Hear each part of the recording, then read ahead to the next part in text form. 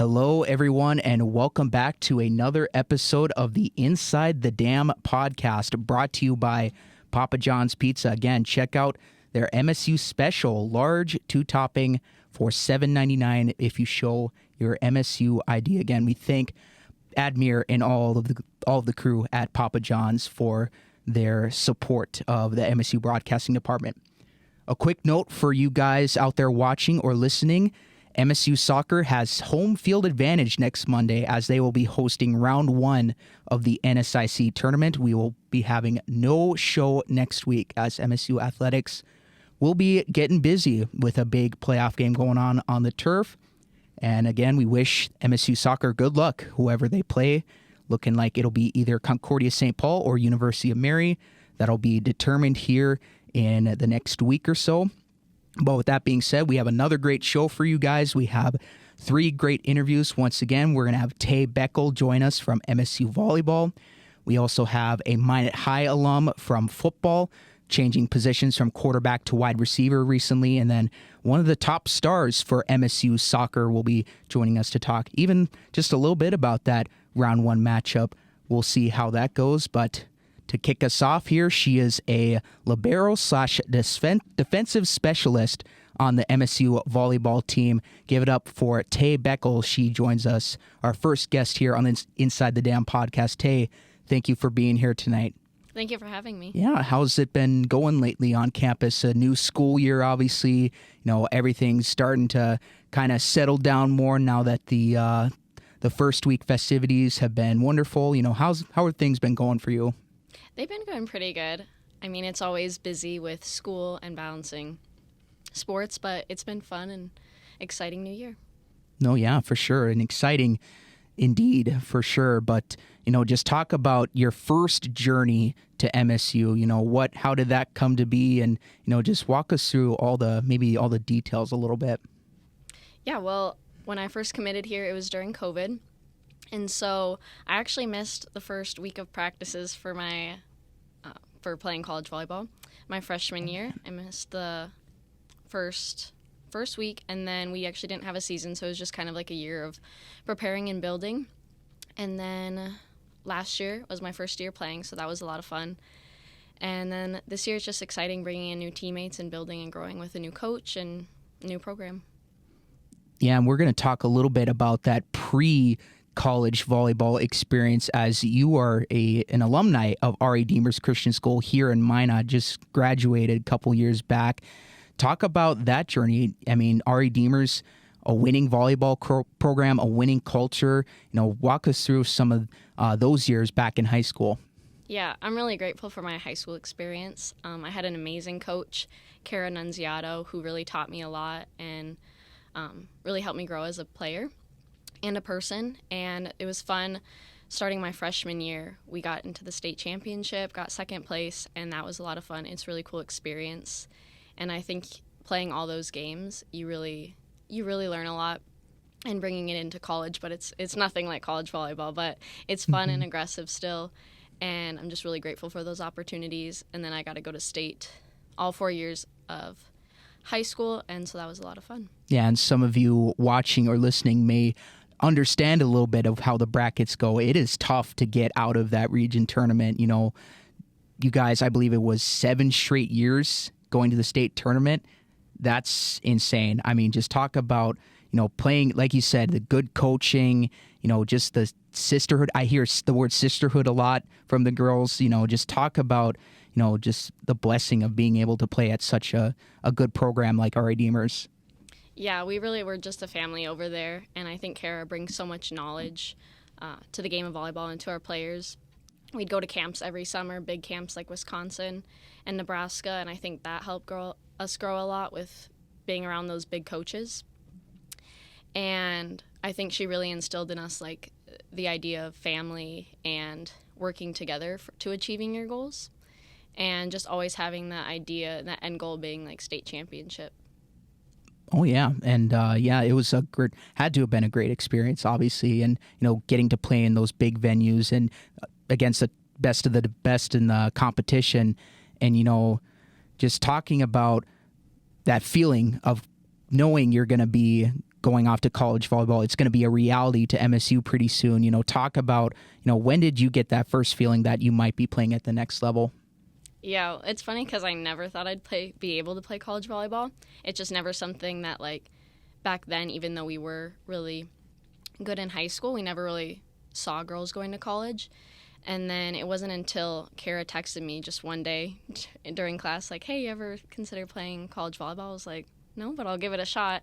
And so she gave me the old Dana Cordova, her old number, and kind of just got the process started. It was during COVID, so I never really got a tour here, never met face-to-face, but things kind of just moved quickly, and she allowed me to walk on as an athlete and just get that opportunity to play. So it was really cool. I never thought it'd be something I would do, but I'm really grateful for the opportunity. And now here you are today. We're very fortunate to have you on campus, most certainly, and going from off the court, that adjustment period to, campus life, going to college, especially going from a religious school to a kind of not so religious school. Obviously, there are religious clubs on campus, but just talk about that aspect a little bit of actually being able to live on your own as an adult and start doing more responsibilities. What's that been like in that transition? Yeah, it's been a hard transition too, because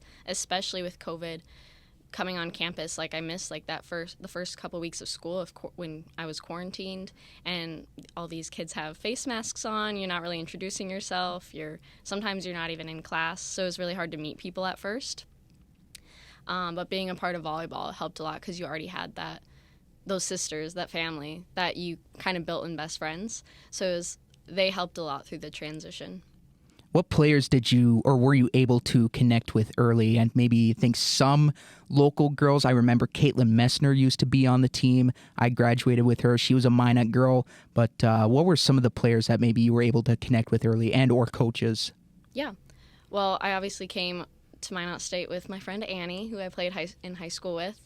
And so it was kind of funny because our coach definitely wanted to separate us, get us out of our comfort zone. So, like, we weren't able to, do pepper partners at the beginning of practice, just definitely try to separate us. And I think missing volleyball at the beginning of the year, I didn't get super close with everyone right away because I was shy, and just coming from a super small school to some place where you don't know anybody, it was hard.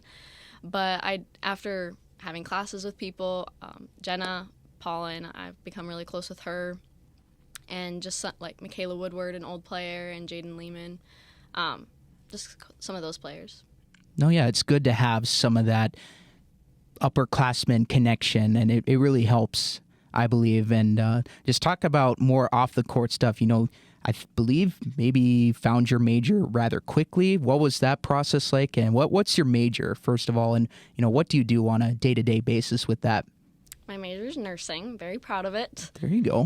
My science teacher in high school actually kind of introduced me to it because you can travel with it, and just a good career field where you can go a lot of different options. And so I did know I wanted to do that right away coming in.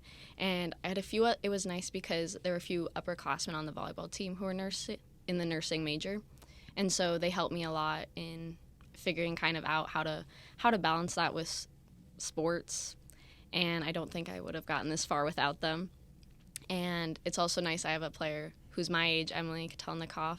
She's in nursing, so it's really nice to have someone doing it with you to help you through it because it's a lot. And during the day, we have 3-hour classes, go to clinical someday, there's clinical prep you do. So you're kind of all over the place, but it's super fun to stay busy like that. No, that's good. Certainly, you're there along for the journey, and, just talking about some of your personal goals or expectations for yourself on and off the court. What do you hope to achieve here while you're at Minot State campus in the future? Yeah, I think I just kind of want to have a positive attitude, and I want people to remember me as being positive and hardworking, and it doesn't always matter how much time you get on the court, but I just want people to remember me, I think, as that, hardworking and positive and just kind of like a light on the court.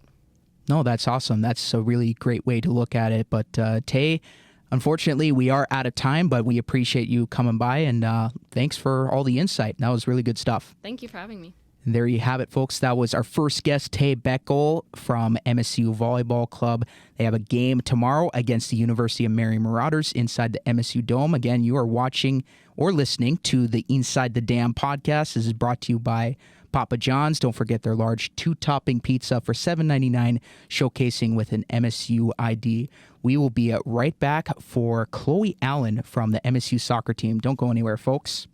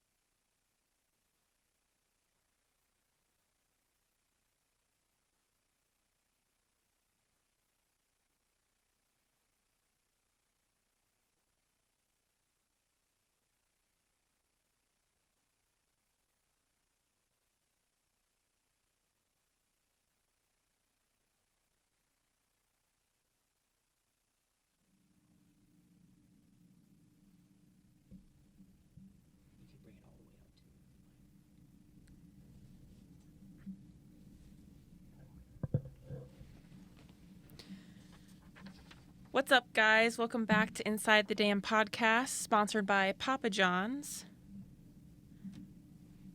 Our Headset. Other one. Big other headset. Alex, sorry. Yeah, I should have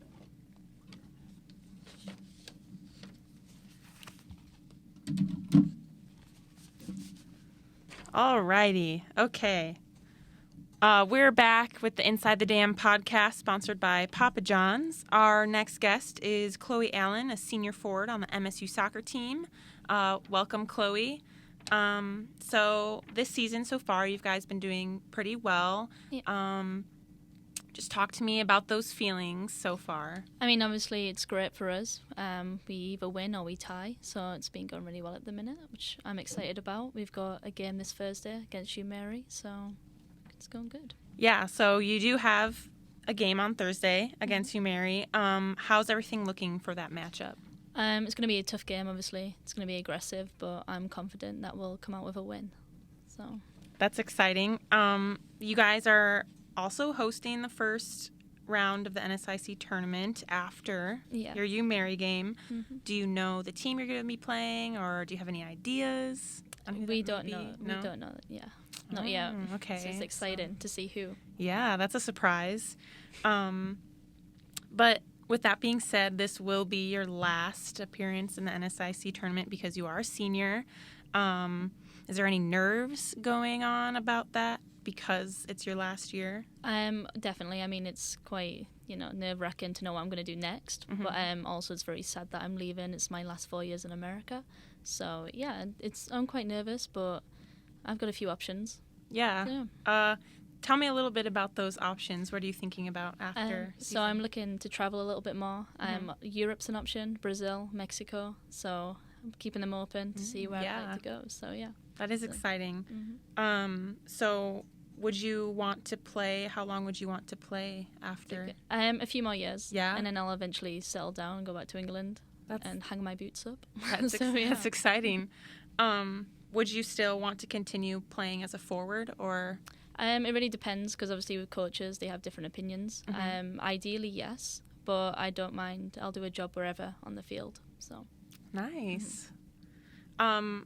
So since you're a senior, have you decided if you wanted to graduate after a season, or are you going to take the next semester to kind of wrap into things and get everything ready for your next years to come elsewhere? So I'm going to take next semester. A few more things I need to do, and then I can graduate. So, a few more classes.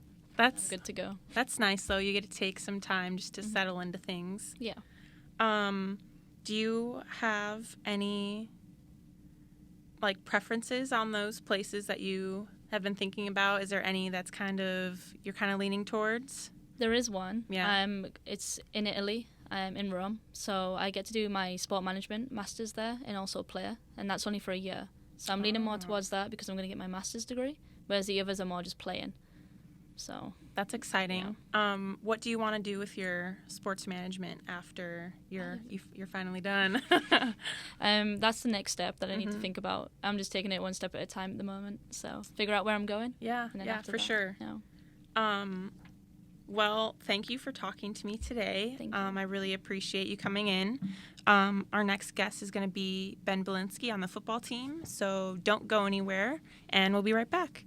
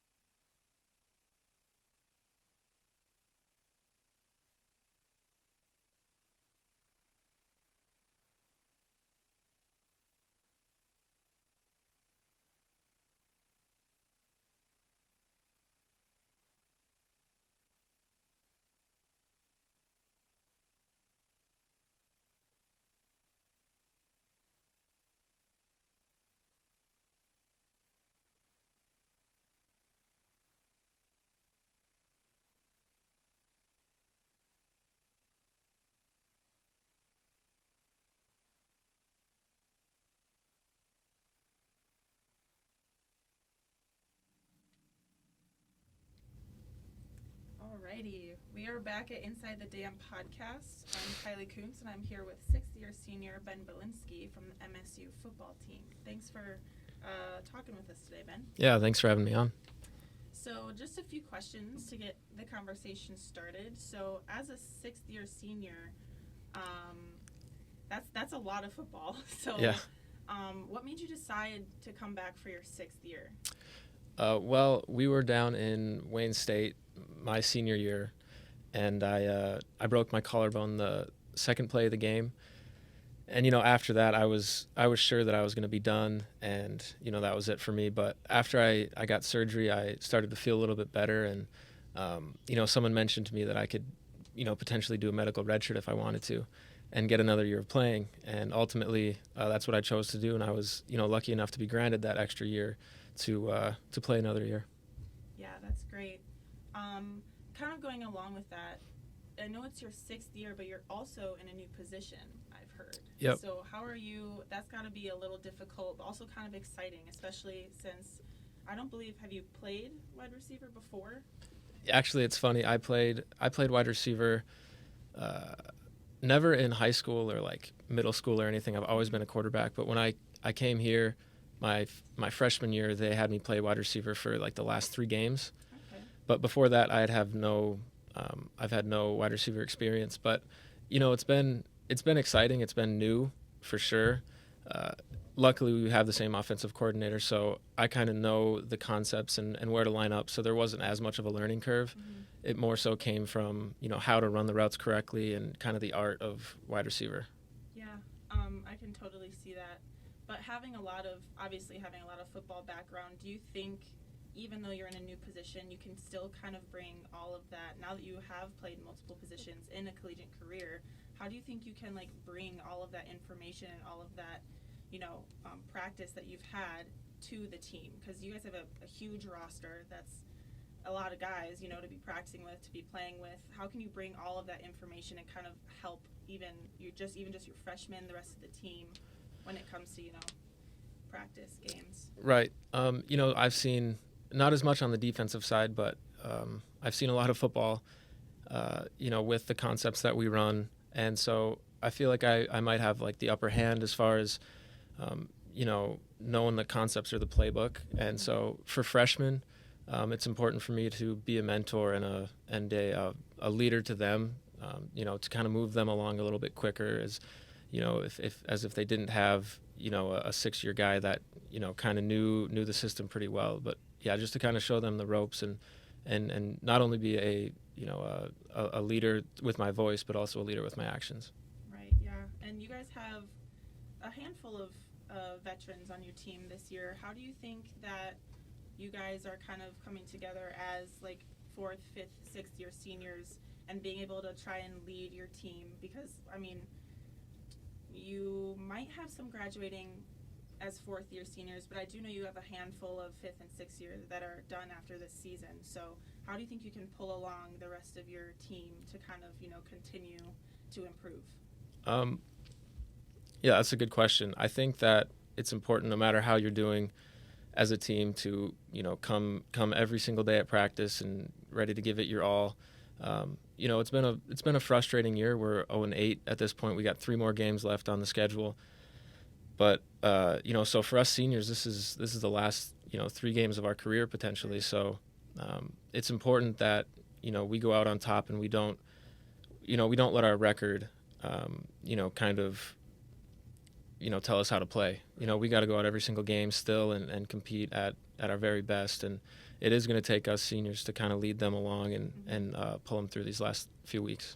Yeah, I totally agree with that. And having like a struggling season, I can relate to that too. But how like mentally and physically, because it can get really mentally and physically grueling, especially on the younger teammates. How do you think, as a team, as a whole, like how do you continue to go out there, like fresh face, ready to go for practice? Because it can be day after day, you know, you have to practice, and then it's hard, you know. So how do you guys kind of come together as a team and, okay, we're going to start fresh this week, we're going to start fresh this week, you know? Yeah, you know, it can be frustrating, but you can't let that get the best of you. You have to come every single day, at whether it's practice or weights or meetings, ready to learn, completely focused, and you know, or else nothing's going to change, right. and things are just going to keep happening. So we just have to continue to trust the process. So for some young guys, it might be hard to do that because you know, it's not on them to go out and win these games. It's you know, looked upon on the seniors to go out and win these games, but you know, ultimately it's going to take all of us. And yeah, you just got to trust the process, and every single rep you get, make the most of it. You can't think back, oh, we've lost, you know, 8 games in a row, you know, the season's over. No, man, we got 3 more games left, and you know, we got to come to practice ready to go every single day. Yeah, I totally agree with that. Speaking of 3 more games left in this season, after that, football is basically done for you. So that has to be, 1, kind of scary, 2, kind of exciting, maybe a little sad. What are your thoughts on that? And 2, like, what are your plans after that? Like, that's a lot of football to kind of just be like, okay, like, what do I do now, you know? Right. You know, I've been playing football since I can remember, and the fact that I only got 3 more games left in my football career, it makes me sad. Mm-hmm. But at the same time, I think my body's going to thank me. Yeah. It's been beat up over the past however many years, so I think not playing football anymore is going to be good on the body, but you know, I'm definitely going to miss the sport. That's for sure. Yeah. Well, thank you so much for coming in. Yeah, thanks for having me. Thank you for everyone listening to Inside the Dam podcast. Remember, this is sponsored by Papa John's, and don't forget the MSU Special, which is a large 2-topping pizza available with your student ID. And a reminder that MSU Soccer is hosting the first round of the NSIC Conference Tournament, so there will be no new episode on Monday. Thank you, everyone, for listening to Inside the Dam.